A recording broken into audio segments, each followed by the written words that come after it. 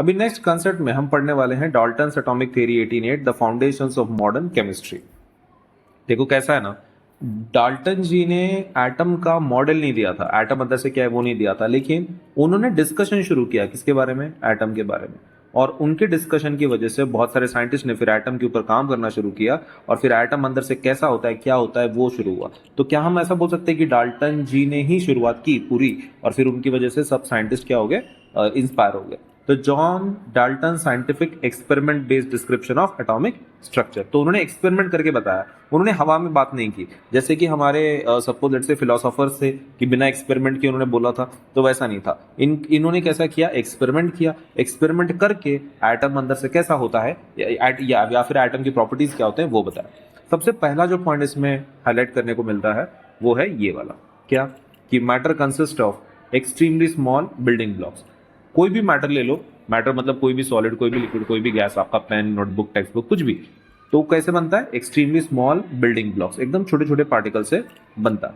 These fundamental these fundamental particles divided further, ये छोटे छोटे पार्ट्स में सपोज लेट अस से आपका जो मैटर है वो डिवाइड होता है। क्या ये एटम्स इंडिविजिबल होते हैं? हाँ, ये फिलोसोफर्स ने भी बताया था, है ना। इनके पहले जो फिलोसोफर्स थे उन्होंने भी यही बोला था कि एटम्स कैसे होते हैं, एटम्स आर इंडिविजिबल। इंडिविजिबल मतलब जिसको हम लोग डिवाइड नहीं कर सकते। अब इसके अंदर जो पहला पॉइंट अपने को देखने को मिलता है वो है all matter is composed of tiny indivisible atoms. All matters is composed of what, tiny indivisible atoms. ये फिलोसोफर्स ने भी बोला था कि मैटर क्या है, छोटे छोटे पार्टिकल से बनता है, और बट डाल्टन जी ने उसको सपोज लेटर से प्रॉपर फॉर्मेट में एक्सपेरिमेंट के साथ बताया कि matter is composed of tiny indivisible particles called as atoms. Matter consist of extremely small building blocks, छोटे छोटे ब्लॉक से बनता है मैटर, जिसको एटम बोल सकते हैं। And these fundamental units are indivisible. ये जो फंडामेंटल पार्टिकल है, atom is the fundamental particle, मतलब हर मैटर इससे बनता है, फंडामेंटल है वो। और क्या उसको डिवाइड कर सकते हैं? नहीं। एटम्स कैसे होते हैं, इंडिविजिबल। इंडिविजिबल मतलब कांट डिवाइड, हम उसको डिवाइड नहीं कर सकते।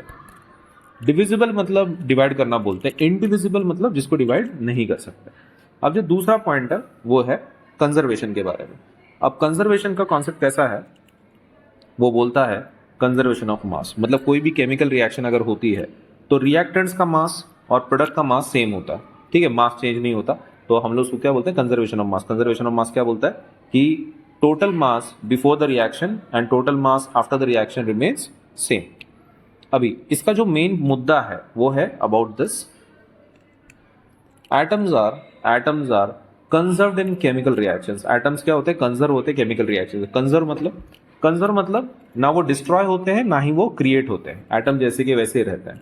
Atoms can not be created not destroyed, reaction में ना बनते हैं ना डिस्ट्रॉय होते हैं। They can not be broken down into smaller सब कंपोनेंट्स, वो छोटे छोटे कंपोनेंट्स में डिवाइड कर सकते हैं हम लोग, नहीं कर सकते ड्यूरिंग केमिकल प्रोसेस। तो केमिकल प्रोसेस में एटम बनते हैं क्या? नहीं। डिस्ट्रॉय होते हैं क्या? नहीं। क्या वो छोटे छोटे कंपोनेंट्स में डिवाइड होते हैं एटम्स? नहीं। Atoms are indivisible.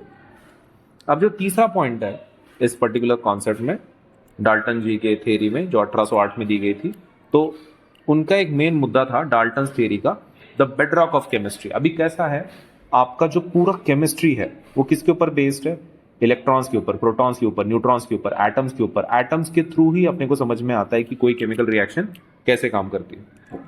तो क्या हम ऐसा बोल सकते हैं, भले ही डाल्टन की थ्योरी अभी हमारे काम में ना आती हो, मतलब उनकी जो थ्योरी है वो सपोज लेट्स से पॉइंट्स उसके गलत हो गए जो भी है, लेकिन क्या वो मॉडर्न केमिस्ट्री को जन्म दिया इन्होंने? यस। पूरी केमिस्ट्री इनकी वजह से ही सपोज लेट्स से आज सपोज एग्जिस्टेंस में है। तो modern chemical science is because of Dalton's theory. Dalton's theory जो थी कि भाई मैटर एटम से बनता है, वो डिवाइड नहीं होता है, छोटे पार्टिकल से बनता है, और एटम को हम डिस्ट्रॉय नहीं कर सकते, क्रिएट नहीं कर सकते। तो ये जो चीज़ है ये डाल्टन्स एटॉमिक थ्योरी, इसी की वजह से हमारा मॉडर्न केमिस्ट्री तैयार हुआ है। This is the foundation of modern chemistry.